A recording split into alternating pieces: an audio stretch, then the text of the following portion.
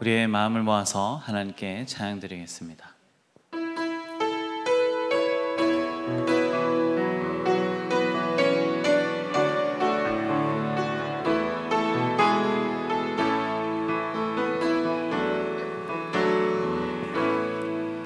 하늘의 문을 여소서, 이곳을 주목하소서. 주를 향한 노래가 꺼지지 않으니 하늘을 열고 보소서.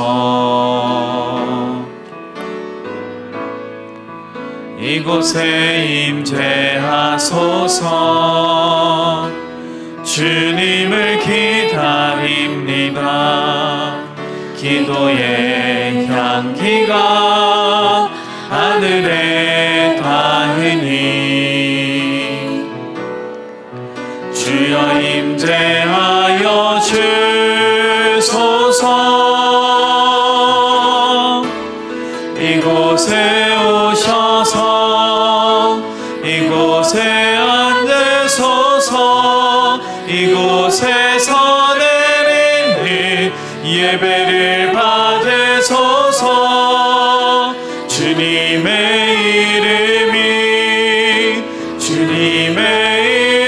이름만이 오직 주의 이름만 이곳에 있습니다. 이곳에 오셔서 이곳에 앉으소서. 이곳에서 예배를 받으소서. 주님의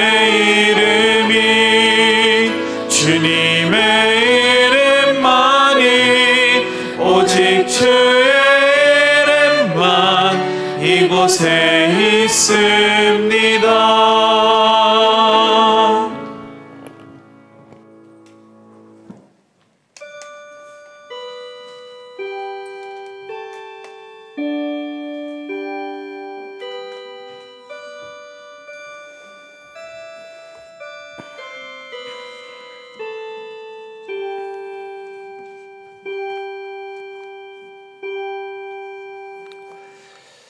참되고 신실하신 하나님, 이제는 아침 저녁으로 제법 쌀쌀한 바람이 불어 가을이 왔음을 실감합니다. 가을 찬바람과 함께 우리의 마음도 쓸쓸해지기 쉬운 이 계절에 이 세상 모든 죄인들을 환영합니다 라는 팻말을 높이 드시고 우리를 오라 하시기에 이 시간 감히 하나님 앞에 나왔습니다. 환영 팻말 높이 들고 두 팔 벌려 환영하시는 아버지 하나님의 품에 안기게 하시어 딱딱하게 굳어버린 우리 몸과 마음이 눈 녹듯 녹게 하시고 엄마 품에 안긴 어린아이와 같이 평안한 마음 되찾게 하옵소서. 그 평안과 기쁨과 감사의 마음으로 이 시간 성삼위 하나님을 예배할 때에 우리의 예배를 기뻐 받아주시기를 예수 그리스도의 이름으로 간절히 기원드립니다. 아멘.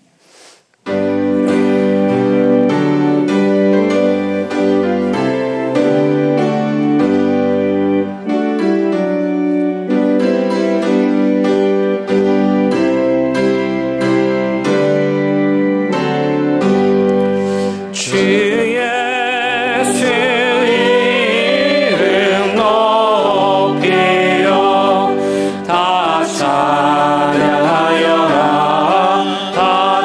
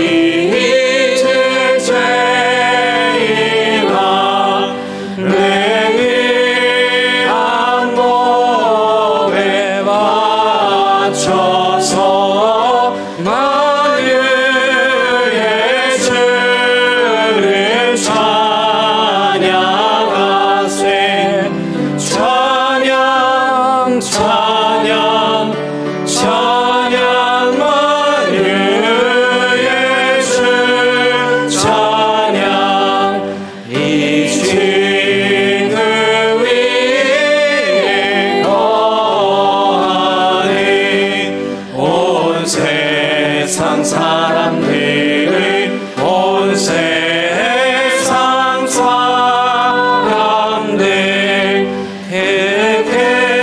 계시리여 높여서 만유의 주를 찬양하세 찬양 찬양 찬양 만유의 주 찬양 힘 있는 성도와 함께 주 앞에 엎드려 주 앞에 엎드려 무궁한 노래 불러서 만유의 주를 찬양하세 찬양 찬양 찬양 만유의 주 찬양 아멘.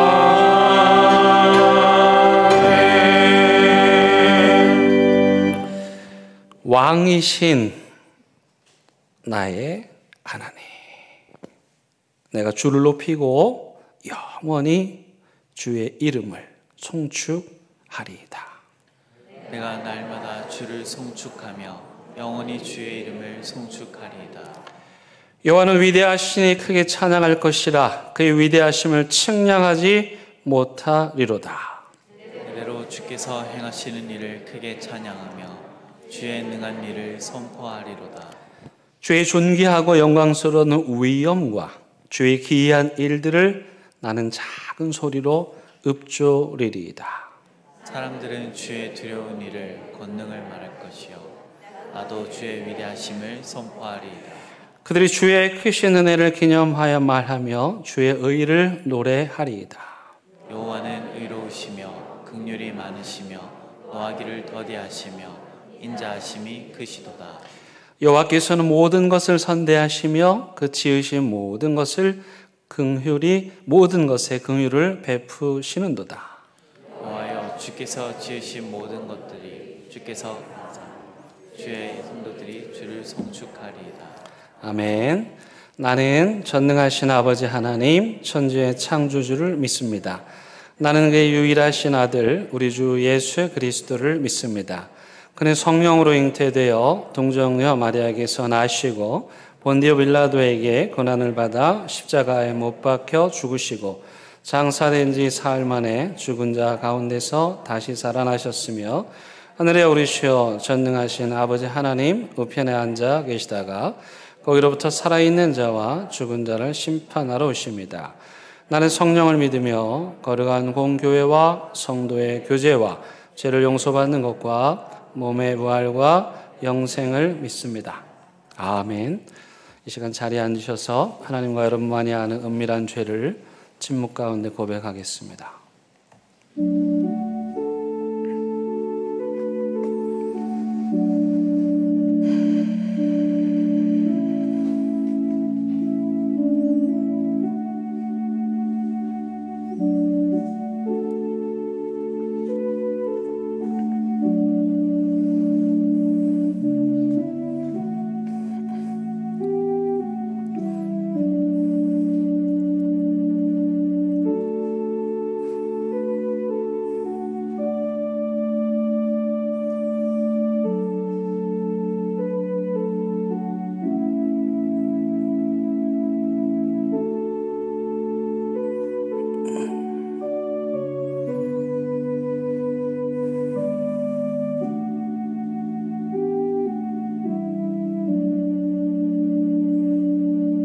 여기 진심으로 참여하는 자들을 향한 하나님의 위로와 용서의 말씀이 있습니다. 그들이 이 말씀을 듣고 양심의 가책을 느껴 어른으로 시작하여 젊은이까지 하나씩 하나씩 나가고 오직 예수와 그 가운데 섰는 여자만 남았더라.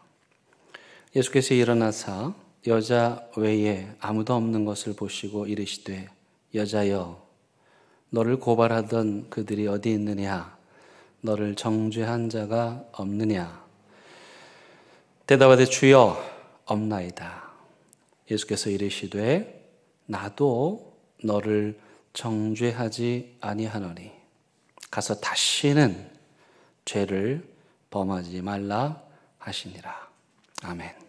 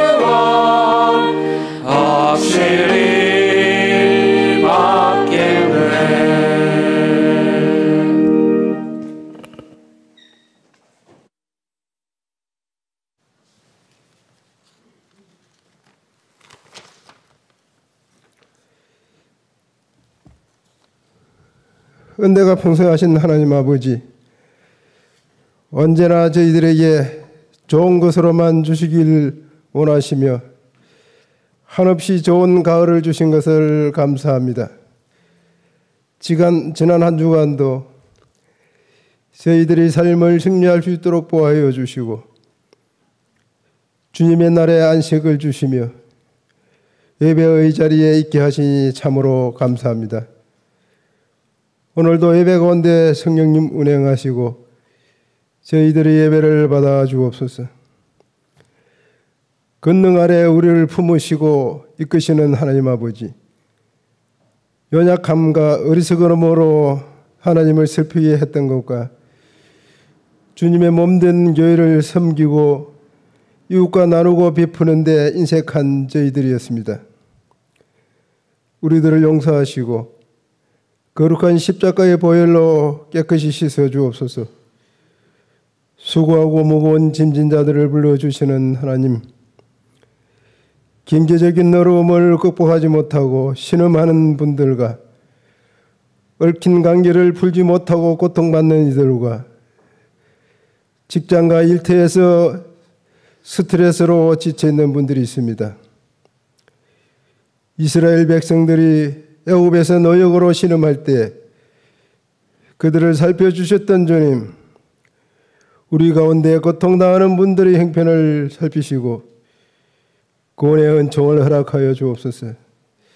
하나님 아버지, 위드 코로나 시대에도 교회 사역인 전도, 봉사, 교제, 예배가 활발하게 이어지게 해주시고 교육부서에서도 열심을 내어 가르치기를 원하며 우리 교회가 물질과 기도로 돕고 있는 선교지와 태국 난 선교센터에도 사역이 정상화되게 하시고 의료 체계가 연약한 가운데서 선교 사역을 감당하는 선교사님들 건강을 지켜 주옵소서. 병들고 아프고 고통 속에서 살아가는 우리 성도님들과 무릎 수술로 불편함에 있는 담임 목사님에게 주님의 능력으로 치유되게 하옵소서. 하나님, 주님께서 피로 값주시고 사신 저희들이 언제나 어디서나 그리스도인답게 생활하며 세상 사람들 앞에 한 점 부끄러움 없는 삶으로 하나님의 영광을 드러내는 저희들이 되게 하옵소서. 다시금 대인교회를 세워가는데 물질과 기도와 시간을 아끼지 않게 하옵소서. 하나님 아버지, 오늘도 주님의 말씀을 선포하기 위하여 불편한 몸으로 단위에 서시는 목사님을 주님의 권능으로 붙잡아 주시고 듣는 저희들에게는 한량없는 은혜로 새로운 소망을 갖는 시간이 되게 하옵소서. 예배를 통하여 봉사하는 찬양대와 교사로, 안내로, 청소로, 사랑 봉사로 그 밖에도 보이지 않게 수고하는 여러 손길들이 이루어져 주시고 하나님의 복으로 채워 주실 것을 믿사오며 우리를 구원하신 주 예수 이름으로 기도하옵나이다. 아멘.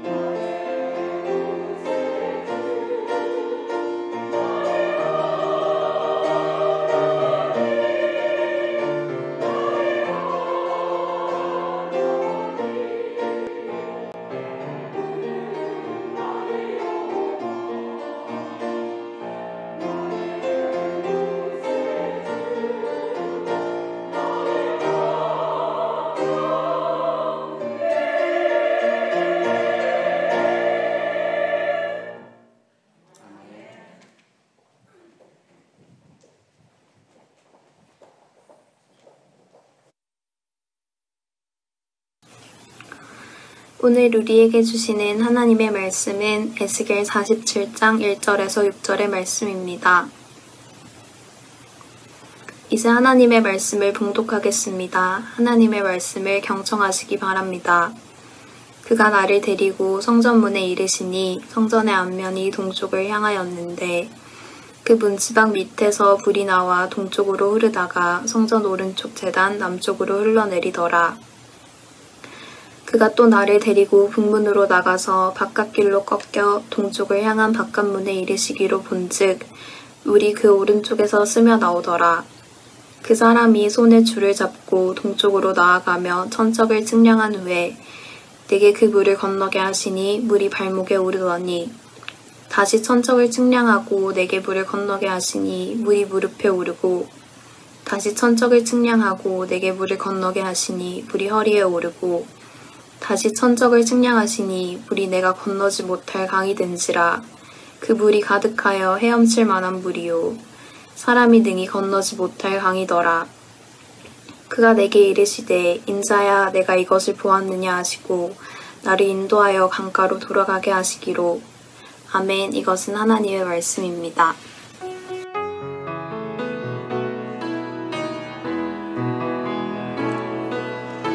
이 말씀 따라 사는 동안 지치지 않게 하시고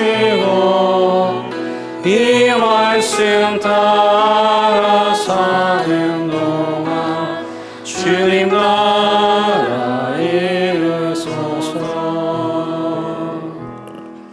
여러분 제가 아파 보니까 아픈 게 꼭 나쁜 것만은 아니더라고요. 좋은 점이 여러 가지가 있는데 그 중에 하나는 아내가 하나부터 열까지 다 해준다는 거예요. 얼마나 편한지 모릅니다. 보시는 분들이 좀 걱정하실 수 있을 텐데요. 걱정 안 하셔도 되고 이런저런 자세를 다 연구했는데 이게 저에게는 가장 편안합니다. 또 주일날 제가 앉아서 예배를 인도할 정도까지 아프진 않기 때문에 하나님 예배하는데 그렇게 할 수 없죠. 그래서 여러분들 보시기에 조금 민망하시더라도 당분간은 널리 이해해 주시기를 바랍니다. 제가 대연교회에 부임하고 살았던 사택이 한 14가구 정도가 사는 빌라였습니다. 그 빌라는 가구원들이 1년에 한 번씩 돌아가면서 총무를 맡았는데요. 총무라는 게 이렇게 공과금 계산하고 고칠 때 있으면 고치고 그러는 거잖아요. 드디어 우리 집 차례가 돌아왔습니다. 그래서 아내하고 저하고 이제 총무 역할을 했는데, 제가 목사라고 그냥 뺀질거리면서 하는 둥 마는 둥 그렇게 하고 싶지는 않았고, 이왕 하는 거 열심히 하고 싶었어요. 그래서 엘리베이터에다가 여러분들이 원하는 게 뭐냐 이렇게 적어보시라 했더니 여러 가지를 적어 주셨어요. 그 중에 하나가 CCTV를 설치하면 좋겠습니다. 그래서 제가 여기저기 백방으로 수송을 하고 또 공고하고 해서 아주 멋지게 CCTV를 설치했습니다. 애들이 또 요구사항이 있다는 거예요. 그게 뭐나 했더니 여러분 저희가 살던 빌라가 수압이 너무 낮았어요. 그래서 이렇게 설거지할 때나 샤워할 때 굉장히 불편했습니다. 그래서 전체 주민들이 수압이 낮은 걸로 인해서 아주 생활에 어려움을 겪고 있으니 이 문제를 좀 해결해 달라. 그래서 제가 그것도 열심히 알아보고 또 옥상에 갔더니 물탱크 옆에 펌프가 있는데 모터가 있는데 그게 고장이 난 거죠. 그래서 그거를 수리해가지고 물이 정말 시원하게 콸콸콸 나올 정도가 되었어요. 저도 수도꼭지에 틀었더니 이전과는 다르게 수압이 아주 좋아졌죠. 그래서 참 잘 됐다. 우리 빌라 사시는 분들 어려운 거 해결해 드렸으니 저도 기쁘고 또 그분들도 참 좋으시겠지 그렇게 생각했는데요. 그 일이 있은 후 첫 반응이 뭐였냐면 우리 아내가 엘리베이터를 같이 타고 갔는데 한 주민이 이렇게 말했답니다. 아유 물살이 너무 세가지고 샤워할 때 아파요. 물살이 너무 세져서 샤워할 때 아프다고. 그게 그냥 뭐 좋아졌다는 말을 애들로 표현한 게 아니라 진짜 물살이 세서 너무 불편하다. 그래서 제가 속으로 그랬죠. 아니 그 물을 줄이면 되는 건데 물살이 세서 샤워할 때 아프다, 따갑다. 두 번째 또 반응은 뭐였냐면은 물살이 너무 세서 수대새가 많이 나올 것 같다. 이거 이렇게 나가면 물새가 너무 많이 나오지 않겠느냐. 세 번째 또 이런 반응이 있었어요. 궁금하시죠? 맨 꼭대기 그 옥상 아래 사시던 어르신, 빌라는 옥상 가까이에 있는 층이 수압이 가장 낮습니다. 사실은 그 어르신 때문에 그 공사를 한 것이기도 한데, 세상에 그 어르신이 불평을 하는 거예요. 뭐라고 불평하냐면은 모터 소리 때문에 시끄러워서 잠을 못 자겠다. 그래가지고 또 그거 소리 안 내게 하려고 막 가서 스티로폼으로 하고 또 이불 뒤집어 씌우고 그렇게 했어요. 근데 마지막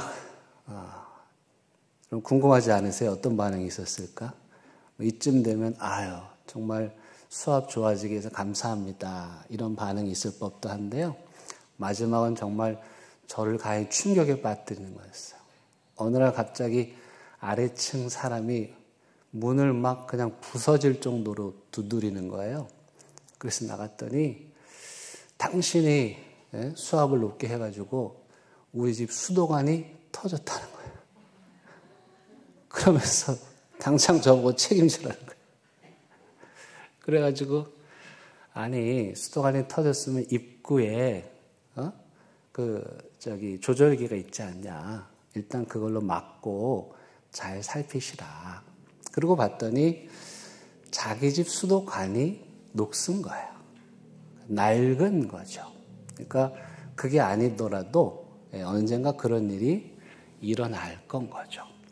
그러니까 여러분 앞에서 일을 하다 보면은 이런 어이없는 일들은 수도 없이 경험을 하기 때문에 제가 그런 불평과 불만이 기분 나빴던 건 아니에요. 그런 경험들은 교회 안에서도 수도 없이 많이 했기 때문에 그래 그럴 수도 있지. 근데 제가 가장 안타까웠던 건 뭔지 아세요? 그분들이 수압이 좋아진 그 상태를 즐기지 못하는 거예요. 이제 물이 콸콸 나오니까 시원하게 나오니까 샤워도 시원하게 할 수 있고 설거지도 아주 깨끗하게 빨리 잘할 수 있다라는 수압이 높아진 걸로 인해서 삶의 질적 변화가 왔는데 그걸 즐기지 못하고 그 변화보다 이전의 것들을 가지고 불평하는 그 모습들이 참으로 안타까웠습니다. 여러분 오늘 제가 참 좋아하는 본문입니다. 너무 길어서 중간에 좀 자르기는 했지만 에스겔 성전에서 물이 나오잖아요. 처음에 나올 때는요. 졸졸졸 흐르는 물이에요. 우리 집 빌라 수압을 높이기 전의 상태. 설거지 하려고 물 틀면 졸졸졸졸졸. 샤워하려고 나오면 물 틀면 졸졸졸졸졸. 그게 맨 처음 에스겔 47장 1절의 상태예요.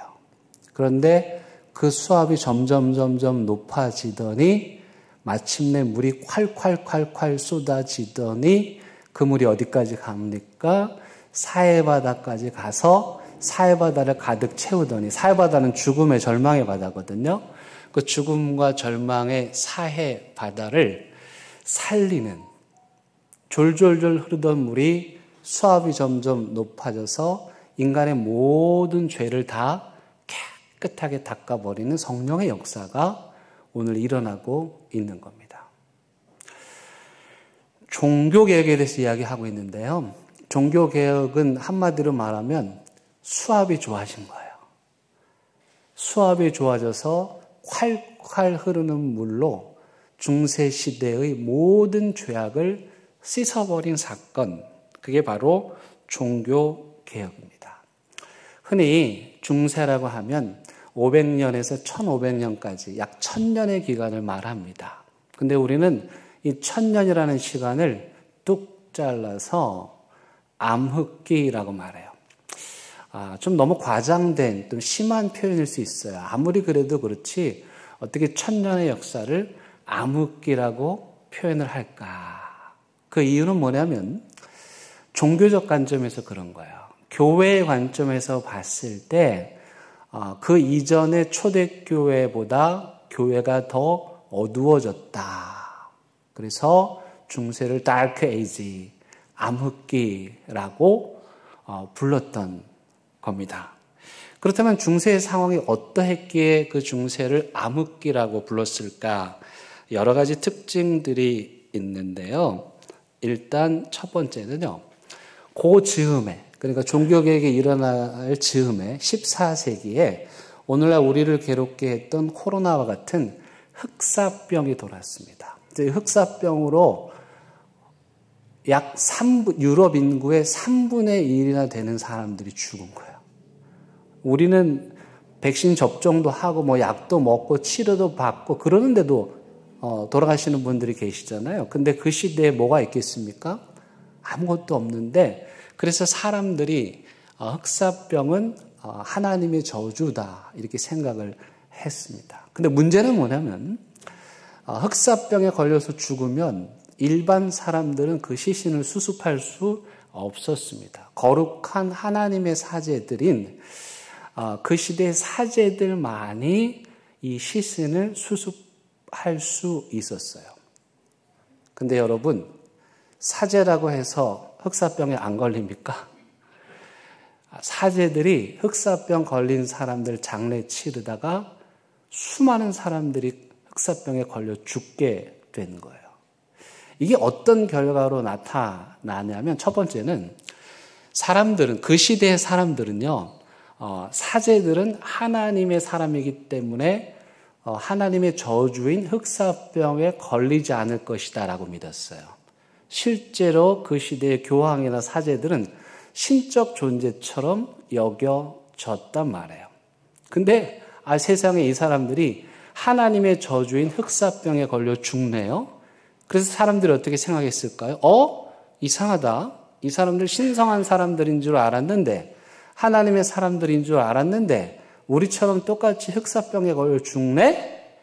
그러면서 교회에 대한, 교회 지도자에 대한 신뢰가 무너지기 시작했어요. 두 번째는 사제들이 흑사병에 걸려 죽게 되니 어떻게 하겠어요? 사제가 모자르잖아요. 그러니까 그때 이후로 그냥 아무나 사제가 되는 거예요. 그러다 보니 사제들의 질적 수준이 아주 심각할 정도로 낮아지게 되었습니다. 이런 흑사병과 더불어서 이 중세시대는 죽음에 대한 공포가 도사리고 있었고 죽음 이후에 내가 과연 천국에 갈 수 있을까라는 그런 불안한 마음들이 사회 속에 팽배하였습니다. 그래서 천사, 악마, 마녀 등등의 존재를 실제한다고 믿었죠. 그래서 여러분 중세의 마녀 사냥이라는 말 들어보셨잖아요. 이런 겁니다. 루터의 종교개혁가 루터의 어머니가 어느 날 딸을 잃었어요. 갑자기 딸이 죽은 거예요. 얼마나 망연자실하겠습니까? 황망하겠습니까? 근데 이 엄마가, 이 루터의 어머니가 이 이유를 찾아야 될 거 아니에요. 그래서 보니까 마을에 어떤 여인이 좀 수상해 하는 행동이, 그래서 이 루터의 엄마가 저 여자가 마녀다. 내 아이가 너무 사랑스러우니까 저 마녀가 내 아이를 죽였다 이렇게 생각을 했어요. 그래서 그 시대의 사람들이 실제로 그렇게 아무 잘못 없는 마을의 여인들을 마녀로 몰아가지고 화형시키기도 했습니다.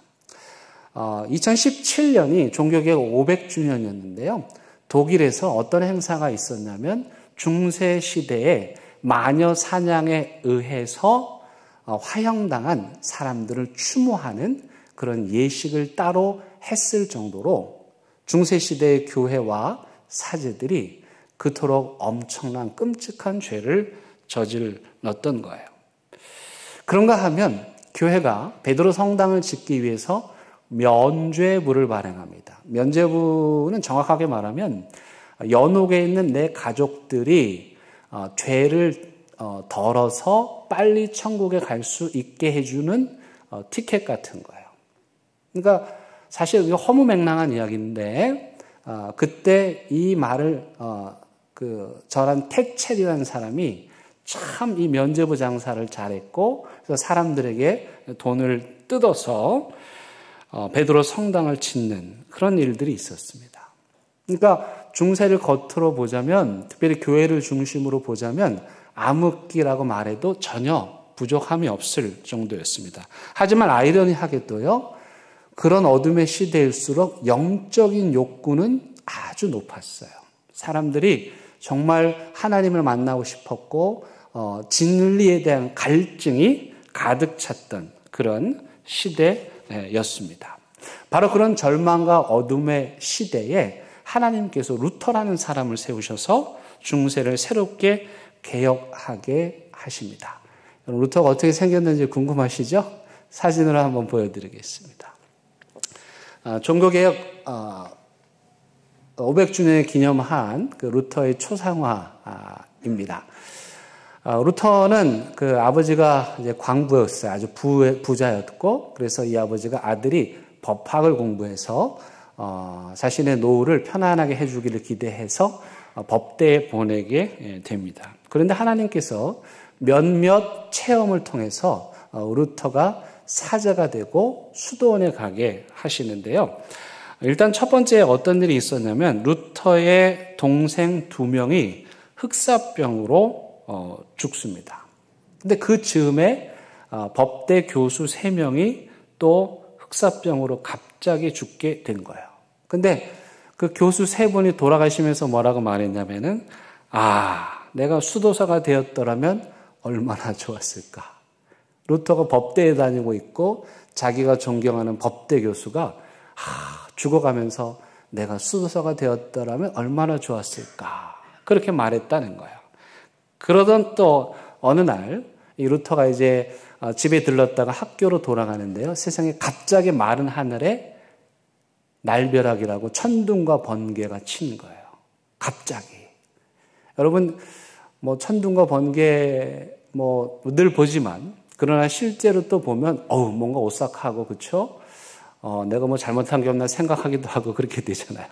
그러니까 루터는 그 번개가 치는 것을 보면서 너무 두려웠어요. 그래서 그 순간 그 자리에 엎드려서 이렇게 기도합니다. 하나님, 나를 살려주시면, 사실 정확하게 말하면 안나를 향해서 기도하는데, 성 안나여 나를 살려주시면 내가 수도사가 되겠나이다. 그렇게 하고 그 번개를 맞은 그 자리에서 이사야처럼 하나님의 거룩함을 경험하고 하나님의 영광에 압도돼서 수도사로 부름을 받아 순종을 하게 됩니다. 그 자리에 오늘날 비석이 서 있습니다. 그러니까 너무도 중요해서 루터가 번개로 인해서 소명을 받은 자리라고 저기다 비석을 세웠는데 저 비석에 이렇게 써 있습니다. 복받은 땅, 종교개혁의 전환점, 하늘의 번개가 루터의 발길을 멈추었다. 법학자로 가는 길을 멈추고 그리고 수도사가 되는 길을 열었다. 그런 뜻입니다. 그래서 실제로 루터가 이제 다 법학책들을 팔아버리고 수도원에 입성을 해가지고 수도 생활을 하게 됩니다. 여기 수도원은 굉장히 엄격해서요. 기상시간이 무려 새벽 1시 45분입니다. 그리고 2시에 모여서 기도하는 거예요. 그리고 낮에는 또 노동을 하고 기도를 하고 예배를 드리는. 왜 그렇게 하냐면 내가 열심히 수도 생활을 해야만이 구원받을 수 있다고 믿었고 루터도 자신의 구원을 확신하고 싶어서 정말 열심히 수도 생활을 합니다. 그러던 어느 날 수도원의 일로 루터가 로마를 방문하게 됩니다. 루터는 너무 심장이 뛰었어요. 너무 기뻤어요. 왜냐하면 독일에서 너무도 흠모했던 하나님의 도시라고 여겨졌던 로마. 교황께서 계시는 그 로마에 갈 수 있다는 사실만으로도 너무 흥분이 됐고 그곳에 가서 자기가 보고 싶은 것을 생각하면서 이제 로마에 갔어요. 근데 루터가 가서 보니까 기가 막힌 거예요. 중요한 유물이 있는 데마다 가서 보니까 다 입장료를 받아. 돈잔치가 된 거예요. 유명한 24계단이 있거든요. 그 앞에 갔더니 여기를 주기도문하면서 오르고 내리면 연옥에 있는 가족들이 구원받을 수 있다. 뭐 이런 얘기를 하는 거예요. 루터가 아무리 생각해도 이건 아니다. 그러니까 그 시대의 중세의 기독교는 껍데기만 남은 거죠. 종교적 행위는 있는데 그 안에 내용은 없는, 그걸 타락한 종교라고 하는데 중세가 타락한 기독교가 되었던 것입니다. 그래서 루터가 그때부터 했던 게 뭐냐면은 성경을 열심히 공부하는 것이었습니다. 성경을 열심히 읽는 것이었습니다. 여러분, 하나님께서 우리에게 성령의 폭포수를 부어주셔도 우리 관이 작으면 어떻게 될까요? 터집니다. 우리 관이 녹슬어 있으면, 죄로 얼룩져 있으면 어떻게 될까요? 마찬가지로 터져버립니다. 그래서 여러분, 하나님의 성령의 은혜가 우리 가정에, 우리 교회에 폭포수처럼 임하게 하는 비결은요, 여러분들의 그 속 좁은 관을 넓히는 거예요. 믿음의 관을 넓혀야 돼요. 그래야 그 엄청난 하나님의 성령의 압력을 다 받아도 충분히 견딜 수 있을 만큼 여러분들 그 관을 튼튼하게 또 넓게 하셔야 돼요. 그게 뭐냐면 성경 공부입니다. 우리 교회 바이블 아카데미 수요일마다 하고 있는데요. 왜 이렇게 어려운 성경 공부를 하느냐? 그건 바로 우리가 하나님의 성령께서 수압을 높여서 우리에게 보내주실 때 그 수압을 잘 이기고 그 수압을 즐길 수 있는 수준이 되도록 하기 위함인 것입니다. 그래서 루터가 그렇게 성경을 공부하다 보니까 드디어 뻥 하고 폭발합니다. 그게 뭐냐면 성경을 읽고 교황을 보니, 성경을 읽고 교회를 보니 도저히 봐줄 수가 없는 거예요. 저건 하나님의 말씀에도 있지 않고 하나님을 모독하는 행위들인 거예요. 그래서 루터가 비텐베르크라고 하는, 요즘으로 말하면 저기 시골에 아주 작은 신학교예요. 거기서 교수를 하고 있었는데 거기 신학교의 교회 게시판에다가 95개조 반박문이라는 것을 붙입니다. 그 내용이라는 것은 한마디로 다 교황을 향한 것이고, 교황에게 하는 말이 첫째, 이 면죄부를 발행해서 돈을 받는 건 독일 사람들의 피를 빨아먹는 거다. 왜 교황이 돼가지고 독일 민중을 이렇게 고통에 빠뜨리느냐 하는 것이었습니다. 두 번째 요지는 뭐였냐면, 면죄부를 파는 게 재밌잖아요. 연옥에 있는 사람도 구원할 수 있다. 아니, 그러면 교황이 그거 돈 받지 말고 해줘야지. 세상에 어떻게 아무리 교황이라고 해도 연옥에 있는 사람을 구할 수 있겠느냐? 그러면서 루터가요, 92개조 반박문 중에 82조에서 이렇게 말합니다. 교황의 그 거룩한 사랑의 힘으로 고통받는 자들의 탄원이 가득한 그곳, 연옥을 왜 비우지 않는 것인가? 교황이 실제로 연옥에 있는 사람들을 돈을 받아서 구원할 수 있다면 루터의 논지는 교황이라면 적어도 돈을 받지 말고 고통받는 사람들의 탄식과 아픔과 눈물을 보고 당장 구원해야 되지. 지금 왜 구하고 있지 않는가? 그 말은 구원에 관한 어느 누구도 아무런 능력도 행할 수 없다. 오직 하나님만이 하신다.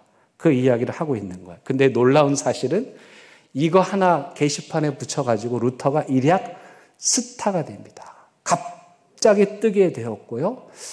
그 뜨게 된 배경이 두 가지인데, 첫 번째는 인쇄술의 발달입니다. 인쇄술이 발달해서 루터의 95개조 반박문을 사람들이 인쇄해가지고 돌리면서 막 이걸 보면서 막 흥분하는 거예요.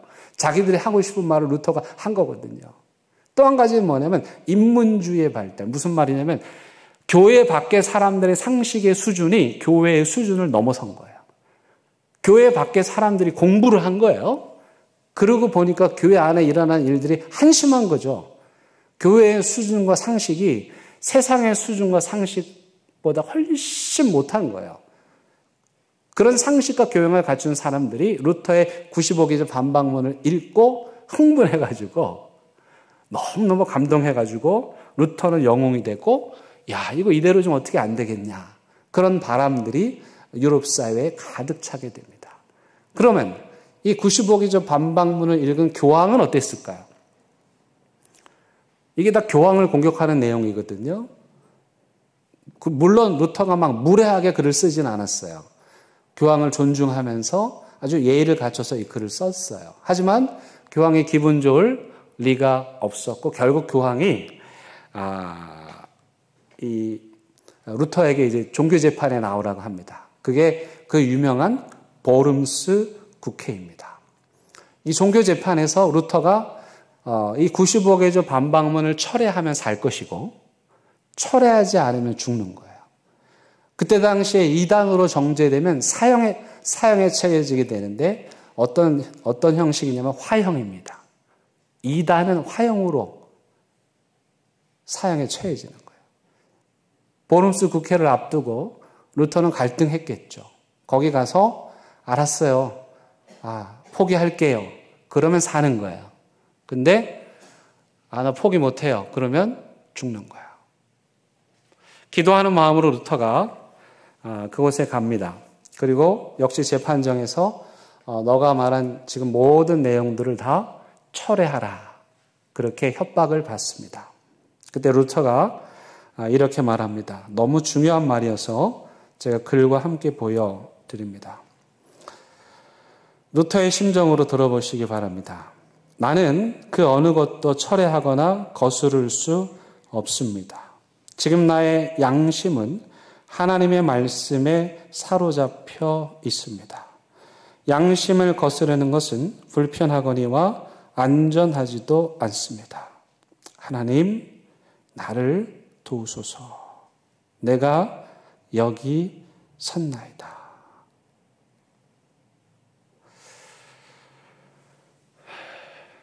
여러분, 예수 믿는 사람들이요, 양심을 속이면 안 돼요.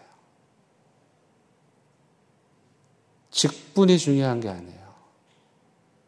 하나님 앞에서 최소한의 양심은 지키셔야 돼요. 여러분들이 직장에 가셔서 믿음의 100%로 충만하게 항상 사실 수는 없잖아요.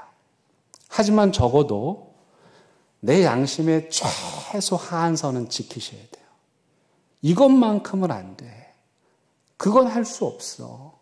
라는 양심은 지킬 수 있어야 됩니다. 목회자로서 여러 성도님들로부터 이런저런 부탁을 받습니다. 대부분 다 들어드리려고 노력을 합니다. 근데 어떤 거는 부탁 이상의 부탁도 있습니다. 그런 것들은 제 양심을 건드리는 문제입니다. 하나님 앞에 사는 목사가 그 사람 기분 좋으라고 내 양심을 포기하는 순간 저는 죽은 것이나 다름없는 사람입니다. 하나님 앞에서 양심을 거스르고 사람들 보기 좋게 하는 목사는 그건 목사가 아닙니다.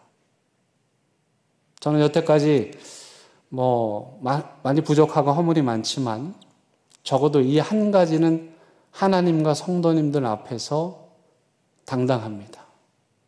하나님 앞에 제 양심을 속인 적 없습니다. 하나님 앞에서 제 양심이 타협한 적도 없습니다. 만약 제가 그렇게 되는 한 그건 더 이상 목사로서의 자격이 없는, 이 자리에 설 자격이 없는 사람입니다.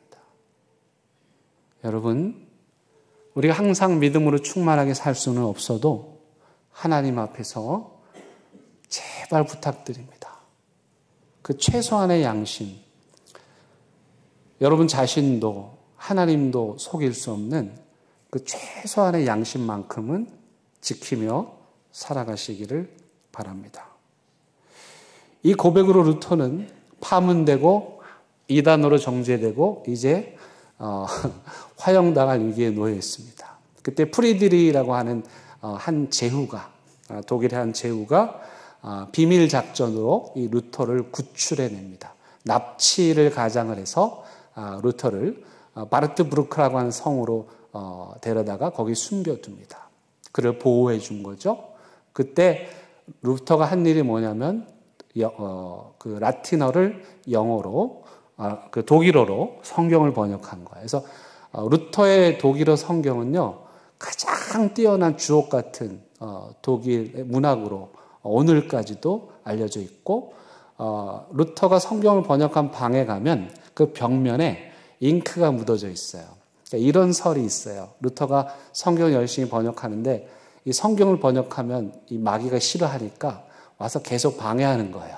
루터가 자기를 방해하는 그 마귀를 향해서 잉크병을 던져가지고 그 잉크가 벽에 묻어 있다. 그래서 루터가 잉크로 마귀를 쫓아냈다, 그런 말이 있어요. 근데 그 말은 무슨 뜻이냐면 실제 루터가 잉크병을 던졌다는 의미가 아니고, 잉크는 뭐죠? 글을 쓰는 거죠. 성경을 쓴 거예요. 루터가 성경을 번역하여 독일 사람들로 하여금 하나님의 말씀을 읽게 함으로 마귀를 쫓아냈다, 그런 뜻입니다. 이제 우리 교회로 돌아와 봅니다. 졸졸졸 흐르던 그 중세시대의 수압이 높아지고, 그래서 그 수압에 이끌려 루터가 종교개혁을 이끕니다. 우리 교회는 어떨까요? 대형 교회의 수압은 어떻습니까? 하나님의 성령께서 우리에게 부어주시는 수압은 어떻습니까? 졸졸졸졸졸 흐릅니까? 아니면 시원하게 막힘이 없이 칼칼칼 흐르고 있습니까? 그렇죠? 깊이 생각할 문제입니다. 저는 우리 대형교회 수압이 높으면 좋겠습니다. 그래서 성전에서 흘러나온 물이 에스겔을 뒤덮고 사해바다를 뒤덮었던 것처럼 저와 여러분들을 뒤덮고 그 성령의 물이 죄로 가득한 이 시대를 뒤덮기를 바랍니다. 제가 지난주에 휠체어를 타고 요 가운데를 이렇게 지나갈 때 있습니다. 주중에. 근데 사람이 서는 자리에서 보는 게 다르다잖아요. 여기서 이렇게 딱 나가는데 우리 예배당 정문 문을 열고 밖에 나가면 벽면에 성령 충만이라고 한자로 되어 있습니다. 물론 제가 뭐 보았겠지만 휠체어에서 보니까 그 글자가 눈에 확 들어왔어요. 성령 충만. 오늘 나갈 때 꼭 보고 가시기 바랍니다. 제가 부임하고 7년 되었는데 대형교회 성령의 수압은 과연 어떤가? 여전히 졸졸졸 흐르나? 아니면 수압이 너무 높아져서 그 높아진 수압 때문에 불편을 겪고 계시는 분들은 혹시 안 계신가? 이 수압이 높아졌으면 마음껏 샤워하고 기뻐하고 즐거워야 하는데 그 기쁨과 즐거움을 누리지 못하고 계시는 분들은 혹시 없는가?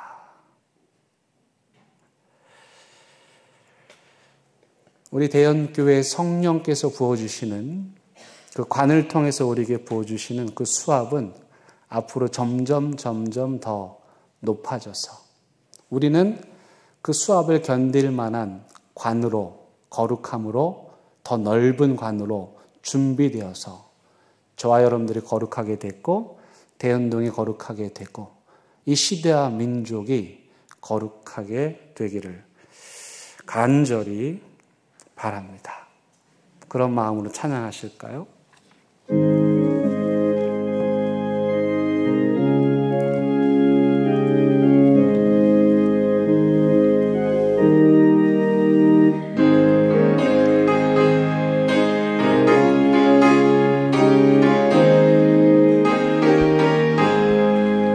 강물같이 흐르는 기쁨 성령 강에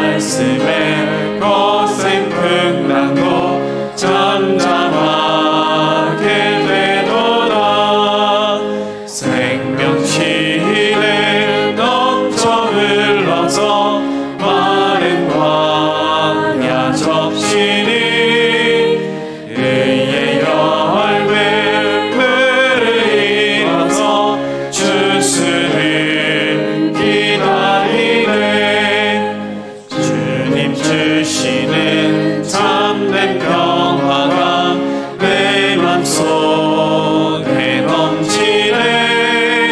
주의 말씀에 거센 풍랑도 잠잠하게 되도다. 놀라우신 주의 은혜로 그의 얼굴 뵙겠네. 평화로운 안식 저에서 영원토록 쉬겠네. 주님 주시는 참된 평화가 내 맘속에 넘치네. 주의 말씀에 거센 풍랑도 잠잠하게 되도다. 하나님, 중세시대 줄줄줄 흐르는 그 물을 루터를 통해서 폭포수로 변하게 하셔 유럽 전역에 하나님의 복음의 물결 흘러가게 하신 것 다시 한번 되돌아 보았습니다. 하나님, 간절히 기도합니다. 그 졸졸졸 흐르는 물로 고생하며 설거지하고 그 졸졸졸 흐르는 물로 겨우 샤워하는 그런 어리석고 우매한 인생이 아니라 하늘로부터 흘러내리는 성령이 폭포수와 같이 우리 삶에, 우리 가정에, 우리 교회에, 이 나라, 이 민족에 임하게 하여 주옵소서. 그 어리석은 삶, 그 졸졸 흐르는 물의 그 우둔한 삶에서 벗어나게 하시고 머리끝부터 발끝까지 우리 삶을 죽음에서 생명으로 바꾸시는 성령의 물로 우리 가득 채워 주옵소서. 예수님의 이름으로 기도드립니다. 아멘.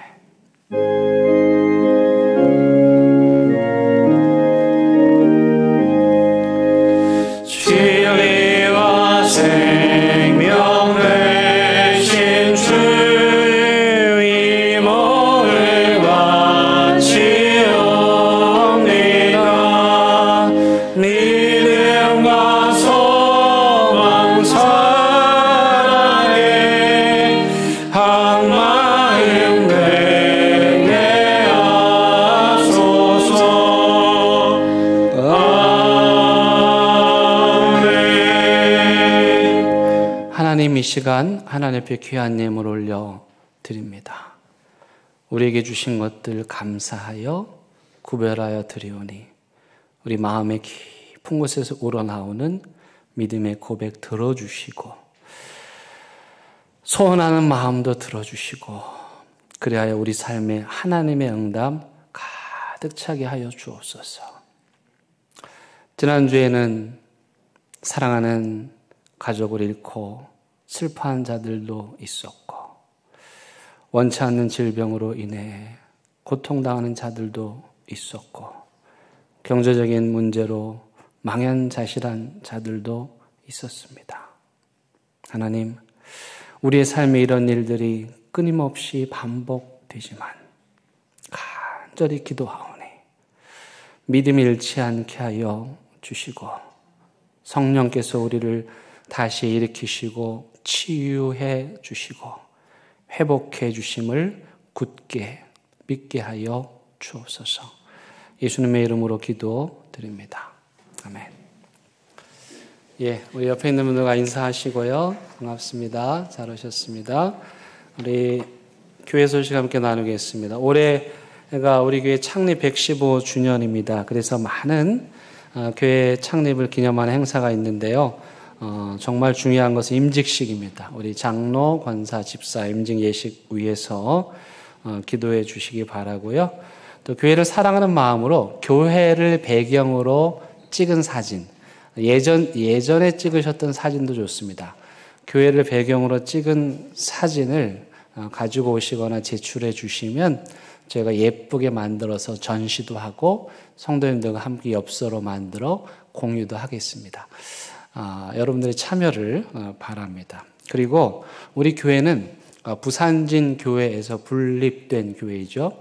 옛 선조들이 여기 이 자리에서 부산진 교회까지 걸어서 예배드리러 갔습니다. 작년에 저와 우리 교역자들이 그 믿음의 선조들의 마음을 느끼고자 체육복을 딱 갈아입고 여기서부터 걸어서 부산진교회 가서 또 부산진교회 우리 교역자들과 함께 교제 나누고 그때 우리 내년에는 우리만 말고 우리 성도님들도 함께 오면 좋겠습니다. 그랬더니 오히려 저희보다 더 좋아하셨어요.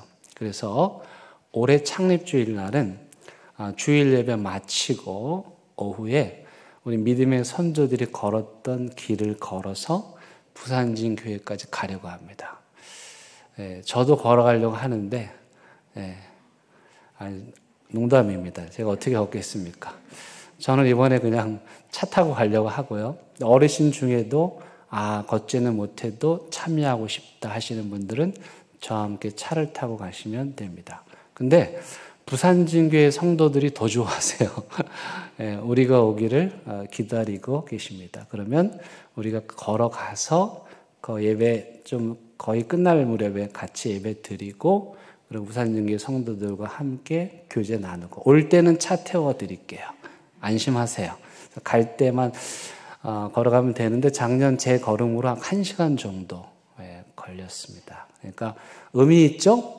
옛 성도들이 예배 드리기 위해서 걸었던 그 길을 우리도 걸어보고 또 예배 드렸던 그곳에서 함께 두 교회가 연합해서 예배 드리는 이 행사에 여러분 많이 참여해 주시기를 바라겠습니다. 피택자 1박 2일 수련회 오늘 내일 경주에서 있고요.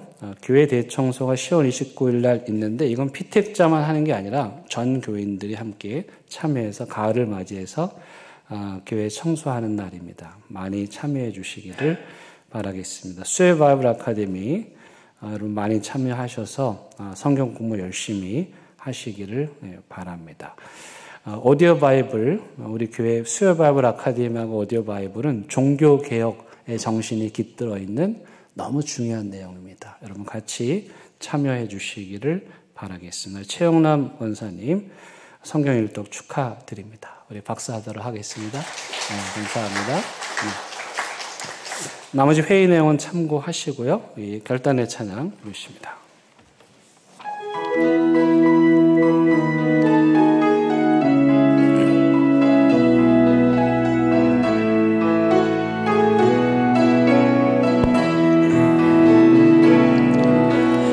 하나님의 고요히 감사하여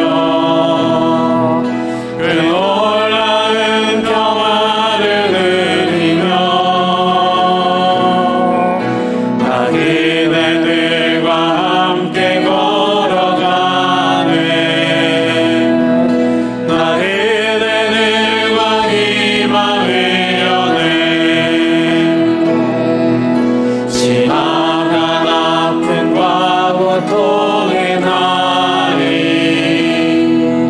무겁게 내 영혼 짓눌러도 오 주여 우리 외면치 마시고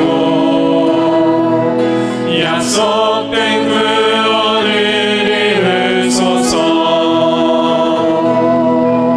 그 선하님이 우리 감사시니 믿음으로 일어나길 기대하네 주 언제나 우리와 함께 계셔 하루 또 하루가 늘 새로워 우리 주님 예수 그리스도의 은혜와 하나님의 크신 사랑과 성령님의 인도하심이 우리 믿음의 관을 넓히고 깨끗하게 하여 줄줄줄 흐르는 그런 수준이 아니라 성령의 폭포수와 같은 삶을 날마다 경험하기로 다짐하고 또 다짐하는 사랑하는 대개 모든 성도들 위에, 이들의 가정과 일터와 사업장 위에, 여러 가지 이유로 이 자리에 올 수 없어 온라인 예배 드리고 있는 그 가정 위에, 이 나라와 이 민족 위에 이제부터 영원토록 함께 하시기를 간절히 축원하옵나이다. 아멘.